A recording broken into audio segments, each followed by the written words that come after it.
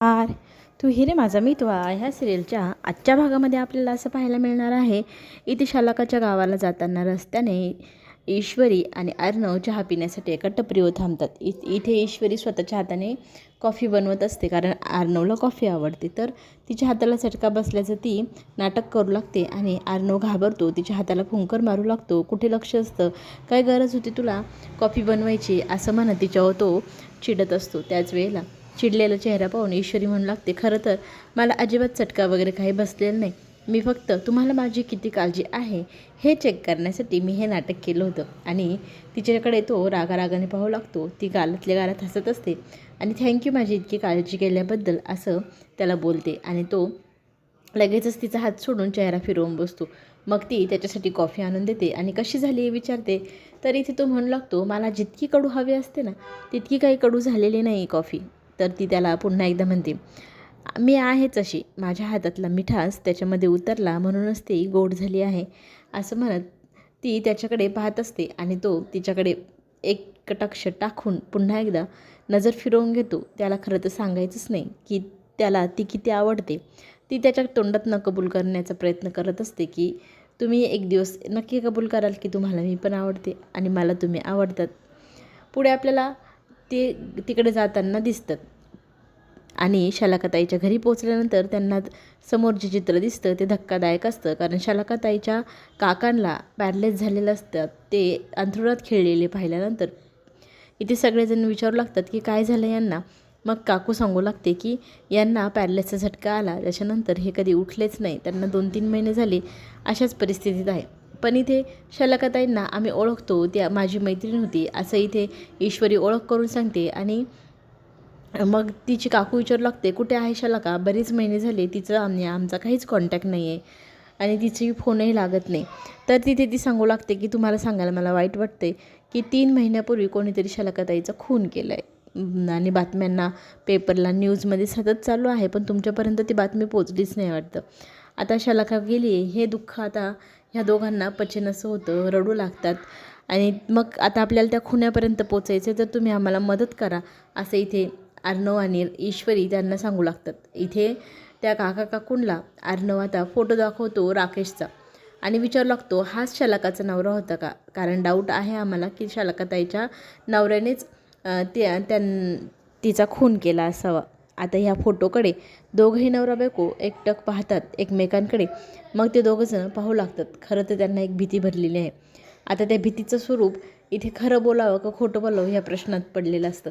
दोघंही त्या फोटोला पाहू लागतात. त्याच्यानंतर काकांकडे पाहू लागते की ह्या प्रश्नाचं उत्तर द्यावं तर द्यावा काय, शालकाचा नवरा आहे का हा राकेश, ह्या प्रश्नावरती मग काका बोलू लागतात, नाही नाही, हा तो माणूस नाही, तिचा नवरा वेगळा होता, त्याचा चेहराही वेगळा होता, हा नाही, असं सांगून त्यांनी आता परिस्थिती पालटून टाकलेली असते.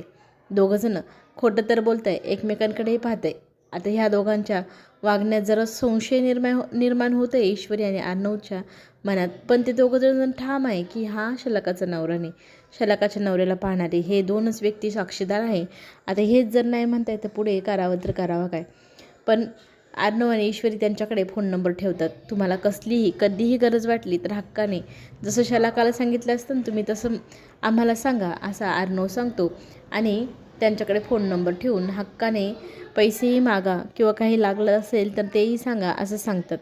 तर ते काकू कशालाही तयार होत नाही. आणि मग इथे ईश्वरी आणि अर्णव घरातनं बाहेर येतात. बाहेर आल्यानंतर दोघंजणं बोलू लागतात की आपण जो अंदाज बांधला होता राकेशच हा राजेंद्र असू शकतो, तो तर चुकीचा ठरला. आणि ईश्वरी पण अर्णवला म्हणू लागते की इतके दिवस आपण ज्या गोष्टीचा पाठलाग करतोय ती तर ही गोष्टच नाही, आता काय करायचं पुढे, असा प्रश्न इथे दोघांनाही पडतो. आता नंतर बोलूया आपण ह्या विषयावरती. निघा बरं, आपल्याला घरी जायचे, डोहाळे जेवणाची तयारी वगैरे बघायची, असं म्हणत दोघंही निघतात घरी जायला. घरी अंजलीला आणलेलं असतं हॉस्पिटलमधनं. तिची दृष्ट इथे मग आजी स्वतःच्या हाताने काढू लागते की इडापिडा जाऊ, माझ्या अंजलीचं सुखाचं राज्य येऊ. आणि मग नातीकडे ती डोळे भरून पाहू लागते. तुला कुणाची दृष्ट लागली कोणाच ठाऊक. मग ती दृष्ट काढल्यानंतर मग सगळेजण गप्पा मारत बसतात की आता डोहाळे जेवण संध्याकाळी ये, तर तू आराम कर, तुला फ्रेश वाटेल. तर वल्लवीचं म्हणणं असतं आजच करायची काय गरज होती, ती हॉस्पिटलमधून आली आहे, दमली आहे, पण लवकरच तिला 8वा महिना लागणार, मग तिचं डोहाळे जेवण करता येणार नाही असं आजीचं म्हणणं असतं. म्हणून आजच करायचा हट्ट आजीने केलेला असतो. तर चिंटू आणि ईश्वरी कुठे दिसत नाही असा प्रश्न अंजलीने विचारल्यानंतर आजी सांगू लागते की चिंटूचा जो कोणी मित्र होता त्याचा ॲक्सिडेंट झाला आहे, तर ते दोघंजणं पुण्याला गेले, दुपारपर्यंत येतील असं सांगून गेलेत. तर इथे आपल्याला आता वाट पाहावी लागणार त्या दोघांची येण्याची असं इथे आजी पण सांगू लागते. तर अंजली थोडंसं नाराज होते की माझं डोहाळे जेवण, ते दोघंजणं घरात नाही, नक्की होईल की नाही. आकाश म्हणतो सगळी तयारी केली बघ, तुला डेकोरेशन आवडते का नाही, आणि आता तू ना थोडंसं आराम कर. आणि राकेश लगेच म्हणतो की तू ना आराम कर आणि नंतर तुला फ्रेश वाटेल. तितक्यात मामा आकाशला म्हणू लागतात की तुझी तयारी झाली आहे की तुला मदतीला नम्रताला जोडी बोलवायचं आहे. माझी काही हरकत नाही तिला बोलवलं तर. वल्लवी ते सगळं ऐकते. वल्लवी लगेच चिडचिड करू लागते की ती मुलगी इथे येणार नाही, ती जर इथे आली तर मी इथे थांबणार नाही, तुम्हाला तिच्यात आणि माझ्यात कोणाची तरी एकीचीच निवड करावी लागेल असं म्हटल्यानंतर आता इथे मामा चिडतात की दरवेळेचंच झालं आहे तुझं, ते दोघंजणं दरवेळेला एकत्र तर येणारच आहे. जर ती कायमची आपल्या घरी आल्यानंतर तर तू काय घर सोडून जाशील. तर ती म्हणते हो, वेळ आली तर मी तसंही करेल, कायमचं घर सोडूनही देईल. बघता बघता टोकापर्यंत दोघांचा वाद जातो आणि वल्लवी रूममध्ये निघून जाते रागारागाने. आणि इथे अंजली तू काळजी घे स्वतःची, चल बरं आराम करायला असं राकेश म्हणतो. तर अंजली आजीला सांगू लागते बघ माझी किती काळजी करतात हे, माझी दृष्ट काढण्याऐवजी तू यांचीच दृष्ट काढायला हवी, कारण मला त्याच वाटतं यांनाच नजर लागेल माझी असं म्हणत ती नवऱ्याचं कौतुक करत असते. आणि आजी म्हणते हो गं, मी खरंच तुमच्या दोघांची संध्याकाळी ना कार्यक्रम झाल्यावर दृष्ट काढेल, काही काळजी करू नको, आता फक्त आराम कर, फ्रेश हो, म्हणजे संध्याकाळी तुला फ्रेश वाटेल. बघता बघता हे अर्ध्या रस्त्यापर्यंत आले पण अर्णव आणि ईश्वरी.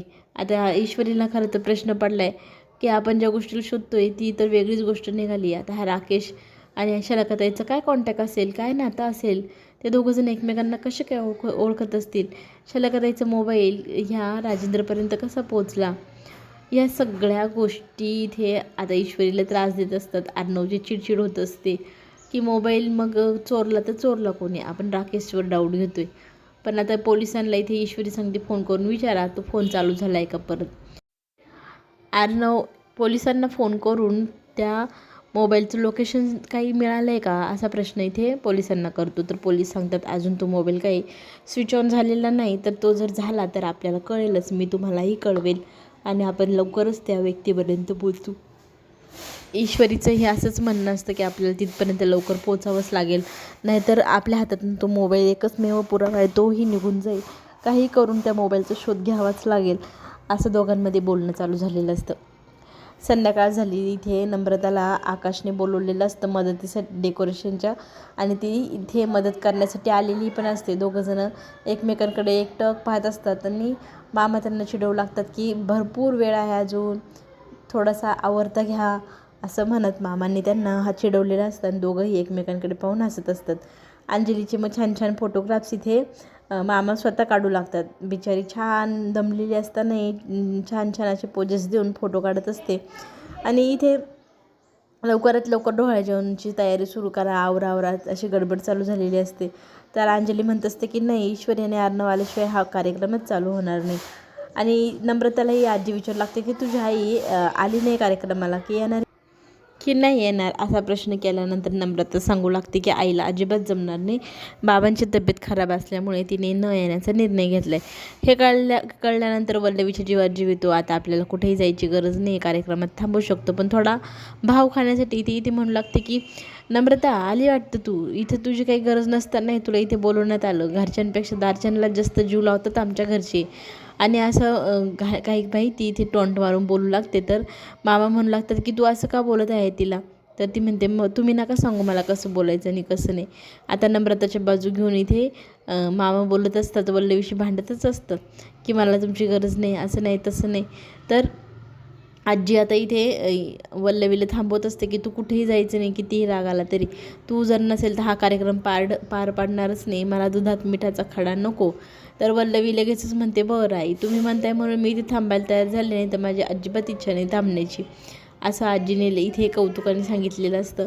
आणि इथे मामा पण म्हणत असतात की जायचं असेल तर तू जाऊ शकते, पण मामालाही आता आजी म्हणते की अविनाश प्लीज शांत राहा आणि कुठल्याही प्रकारचे वाद घालू नका, मला कार्यक्रमात अजिबात वाद नको, घरातले आपण मंडळी आहोत, आपण छान आनंदाने हा कार्यक्रम पार पाडूया.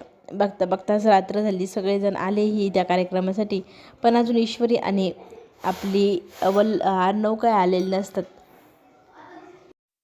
सगळेजण आपापल्या कामात बोलण्यात मग्न असतात, कोणालाही काहीच लक्ष नसतं की आर्नव ईश्वरी आले आहेत की नाही. पण आता इथे अंजली म्हणू लागते की मी कार्यक्रम अजिबात सुरू करणार नाही जोपर्यंत आर्नव आणि ईश्वरी घरी येत नाही. तर घरी येत नाही म्हणजे कुठे गेले असा प्रश्न आता इथे अंजली विचारू लागते. सगळेजण तिला समजवत असतात की ते जवळच आले आहे, लवकरच येतील, तू काळजी करू नको. पण ती काळजीपोटी आता इथे अर्णवला कॉल करू लागते आणि तो काही फोन उचलत नसतो. ईश्वरीला लावल्यानंतर तो घरातच वाचतो. मग आता हे दोघांशी कॉन्टॅक्ट कसं साधायचा असा प्रश्न आता ईश्वरी पुढे उरलेला असतो. पण योगायोग असं झाला की लगेचच त्यांचा कॉल बॅक येतो आणि दोघंजणं आपल्या घरात येण्याच्या दिशेने निघाले, थोड्याच वेळात तिथे पोचतील असं बोलू लागतात. तर आकाश इकडे ईश्वरीच्या बहिणीकडे म्हणजे नम्रताकडे पाहत असतो. तर नम्रता आता आकाशच्या जवळ जाते आणि रडक्या चेहऱ्याने म्हणू लागते की मला माझ्या आईने घरी बोलवलं आहे, माझ्या वडिलांची तब्येत खराब झाली तर मला अर्जंटली जावं लागते. तर आजी आणि आकाश म्हणतात की ठीक आहे जा तू, पण आजी म्हणू लागते की आकाशला की तू जाऊन तिला सोडव. मग ती तिकडे सोडवायला जायला निघते. त्या दोघी राकेश विचारात पडतो की हे दोघेजण नक्की कुठे गेले असतील. खरं तर ईश्वरी आणि आर्नव वाटेमध्येच गाडी थांबवतात. ईश्वरी गाडीतनं उतरते आणि छानसं ती गिफ्ट घ्यायचं ठरवते. त्याप्रमाणे ती त्या मार्केटमध्ये जातेही. थोड्या वेळात ती पुन्हा वापस येते. तिच्या हातात एक पिशवी असते आणि मग ती गाडीमध्ये जाऊन बसते. तिकडे गेल्यानंतर ती आर्नवला ती पिशवी खोलून दाखवू लागते. पिशवीमध्ये काय आहे हे पाहिल्यानंतर आर्नवला इतका मोठं आश्चर्य वाटतं ना, इतका सुंदरसा आपल्याला असंही पाहायला मिळतं की ईश्वरीने आणलेले गिफ्ट इथे अर्णवला पण आवडलेलं असतं. दोघंही खूप खुश असतात. बघता बघता आता एक मोठा ट्विस्ट येणार. घरी गेल्यानंतर इथे अर्णव आपल्या बहिणीला सांगू लागतो की तुझा नवरा फ्रॉड, चीटर, रेपर आणि आता तर खुनी पण आहे. हे सत्य कळल्यानंतर इथे अंजली अजिबात विश्वास ठेवत नाही. माझ्या नवऱ्यावरती तू आजपर्यंत रेप केली किंवा कोणाला चिटिंग केली, चोरी केली हे आरोप तर लावलेलेच होते, पण आज तर तू इतका मोठा आरोप लावला आहे खून करण्याचा. आता इथे अंजली संतापते आणि नवऱ्याच्या चांगल्या विचाराने बाजूने ती चवतळते. इथे आर्नवच्या कानाखाली ठेवते आणि म्हणते मी इथे आता एक क्षणही राहणार नाही, माझ्या नवऱ्याला घेऊन मी इथून कायमची निघून जाणार. असं म्हणत नवऱ्याचा हात धरते आणि निघते.